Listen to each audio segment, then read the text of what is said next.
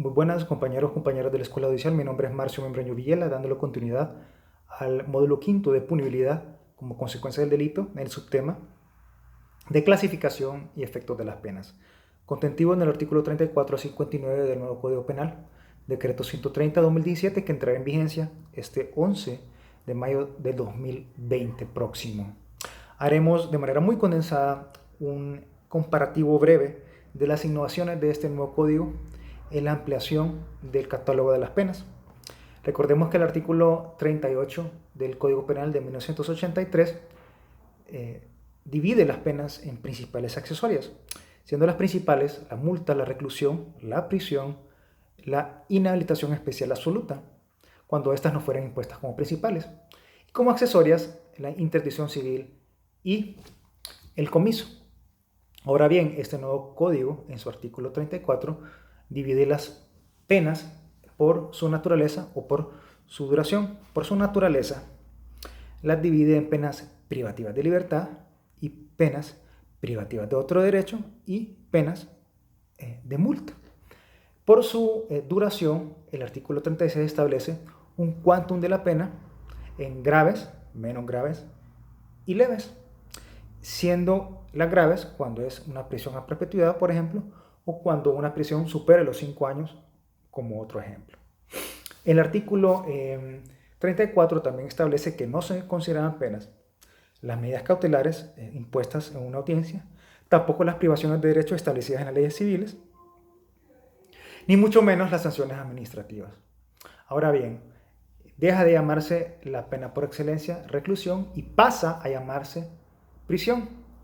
Las penas privativas de libertad consisten en 4. La pena privativa de prisión a perpetuidad, la prisión propiamente dicha, el arresto domiciliario, pasa de ser una medida cautelar a una pena, como también la detención de fines de semana, que pasa de ser una medida administrativa penitenciaria a una medida sancionable por un juez como pena.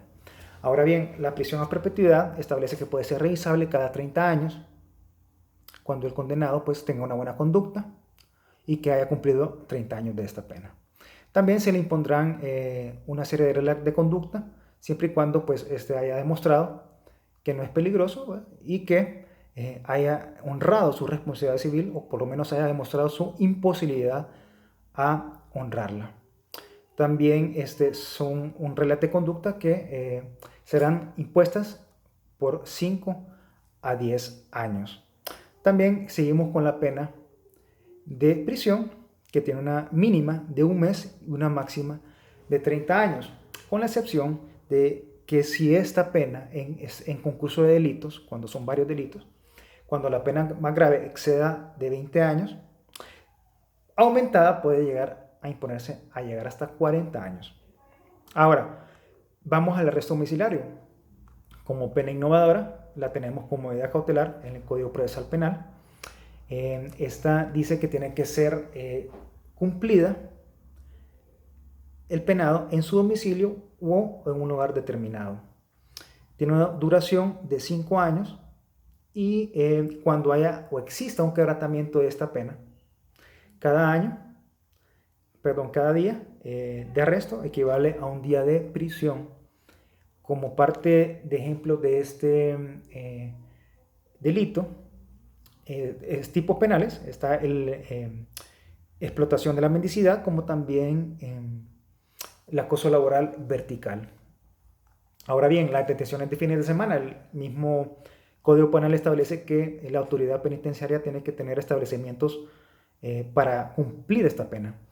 Hay una privación de libertad, sea sábados o domingos, pero puede cumplirla en otros días de la semana. Hay una duración mínima de 36 horas y una máxima de 48 horas como fines de semana, como la pena total no puede exceder de 4 fines de semana como mínima y 56 fines de semana, que equivale a un año. Ahora bien, vamos con las penas privativas de otros derechos, que es la segunda gran división, que son 14, van penas desde sanciones de derechos políticos, van sanciones de derechos profesionales, como las inhabilitaciones, o como derechos civiles. Vamos con la primera, que es la expulsión del territorio hondureño, ¿verdad? Que establece ya sea para un connacional que sea naturalizado o para un extranjero. También repite la inhabilitación absoluta, que tiene una pena para aquellas personas de cargos o de oficios públicos, ¿verdad? Que es de 5 a 10 años. Y también hay 3 tipos de inhabilitaciones que van desde 3 meses a 20 años como duración, ¿verdad? Para el juez como quantum legislativo en cuanto a personas de una determinada profesión, de oficio o cargo, o cuando se quiera suspender una patria potestad, ¿verdad? Una tutela o una curatela. También como innovación, está la prestación de servicios de utilidad pública, ya sea para el Estado o para la víctima. Y esta no puede exceder de 40 horas a la semana, ni ser inferior a 20 horas a la semana, ni 4 horas al día como mínima, ni 8 horas máxima al día. Ahora bien, también se encuentra la prohibición de residencia, ¿verdad? Que residir cerca de la víctima, como también la prohibición de acercarse a la víctima y la localización permanente en un lugar determinado, que esta tiene una duración de 5 años. Es decir, que una persona, ya sean por medios electrónicos o por medios georreferenciados, se le puede localizar en un lugar determinado. Ahora, vamos con las penas multas, ¿verdad? Como algo innovador, los días multa, que le establece el artículo 53, que el juez, ¿verdad? Como mínimo serían 10 días o máximo 2.000 días. Y cada día puede ser ya sea por 20 lempiras o por 5.000 lempiras.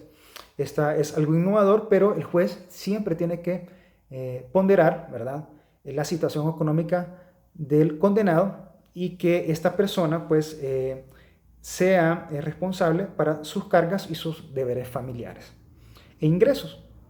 Ahora bien, la multa dice que si no se cumple, cada 2 días de multa equivale a un día de prisión.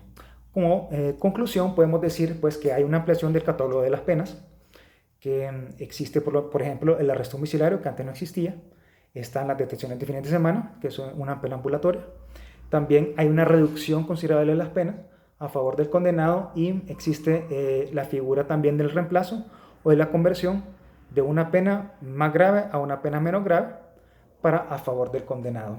Esta es mi participación, les agradezco mucho por su atención y estaremos en contacto para cualquier pregunta o cualquier intervención. Muchas gracias.